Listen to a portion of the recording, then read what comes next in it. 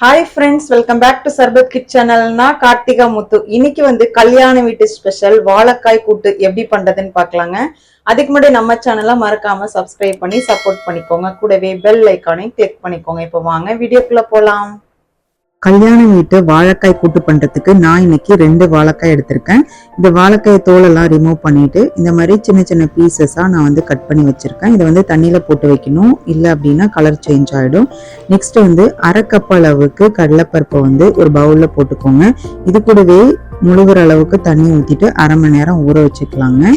Next அடுப்பை பற்ற வச்சு ஒரு பேனை வச்சுக்கலாம். அதில் நம்ம அரிஞ்சு வச்சிருந்த வாழைக்காயை போட்டுட்டு இது கூடவே கொஞ்சமா மஞ்சள் தூள் தண்ணி ஊற்றிட்டு மூடி போட்டு ஒரு 5 நிமிஷம் வேக வச்சு எடுத்துக்கலாங்க.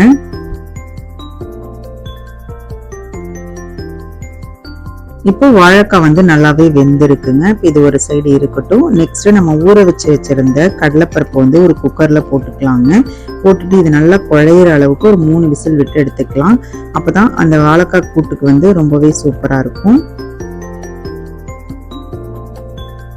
குக்கர்ல விசில் வர்றதுக்குள்ள நம்ம ஒரு மசாலா அரைச்சிடலாங்க. ஒரு மிக்சி ஜார் எடுத்துக்கோங்க. அதுல அரை கப் அளவுக்கு தேங்காய், இது கூடயே காரத்துக்கு பச்சை மிளகாய் எடுத்துக்கோங்க. நான் 2 பச்சை மிளகாய் எடுத்திருக்கேன். நெக்ஸ்ட் 3 பல்லு அளவுக்கு பூண்டு, இது கூடவே அரை ஸ்பூன் அளவுக்கு ஜீரகம். இது எல்லாத்தையுமே நல்லா கொரப்பா தண்ணி எதுவும் சேர்க்காம அரைச்சிக்கலாங்க. இப்போ மசாலா சூப்பரா ரெடி ஆயிட்டு நெக்ஸ்ட் நம்ம குக்கர்ல வச்சிருந்த கடலைப்பருப்பும் ஒன்னும் பாதியமா நல்லா வெந்துருச்சுங்க. பார்க்கும்போதே உங்களுக்கு தெரியும், ரொம்ப மசியக்கூடாது, லைட்டா அந்த குழஞ்ச மாதிரி இருக்கணும். நெக்ஸ்ட் நம்ம வாழைக்காய் வேக வச்சிருந்தோம்ல, அதுல இந்த கடலைப்பருப்பு போட்டுக்கலாங்க. இது கூடவே நம்ம அரைச்சு வச்சிருந்த தேங்காய் விழுதையும் சேர்த்துக்கோங்க. இப்ப இந்த டிஷ்ஷுக்கு தேவையான அளவுக்கு சால்ட் சேர்த்துட்டு நல்லா மிக்ஸ் பண்ணி விட்டுட்டு சிம்மிலே வச்சுட்டு ஒரு 5 நிமிஷத்துக்கு மூடி போட்டு நல்லா வேக வச்சிடலாம். அப்பதான் அந்த மசாலாலாம் நல்லா அந்த வாழைக்காயில இறங்கும். இப்போ ஃபைனலாக மசாலாலாம் நல்லா மிக்ஸ் ஆகி சூப்பராக ரெடி ஆகிட்டு இப்போ ஒரு தாளிப்பு கொடுக்கணுங்க.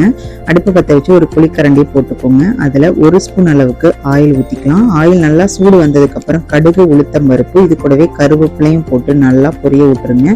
கருவேப்பிலை போட்டதுக்கு அப்புறம் ஒரு பெரிய வெங்காயத்தை சின்னதாக கட் பண்ணி போட்டு அதையும் நல்லா அந்த எண்ணெயிலே வதக்கி விட்டுருங்க. இந்த வாழைக்காய் கூட்டுக்கு இந்த வெங்காயத்தோட வாசம் ரொம்பவே சூப்பரா இருக்குங்க. இது ரொம்பவும் வதங்கக்கூடாது, லைட்டா அந்த கிரன்ச்சினஸ் இருக்கணும். இப்போ வெங்காயம் நல்லா வதங்கினதுக்கு அப்புறம் நம்ம வேக வச்சிருந்த அந்த வாழைக்காய் கூட்டுல இதுல போட்டுருங்க. அவ்வளவுதாங்க. ஃபைனலா கொத்தமல்லி இலையை தூவி சர்வ் பண்ண வேண்டியதுதான்.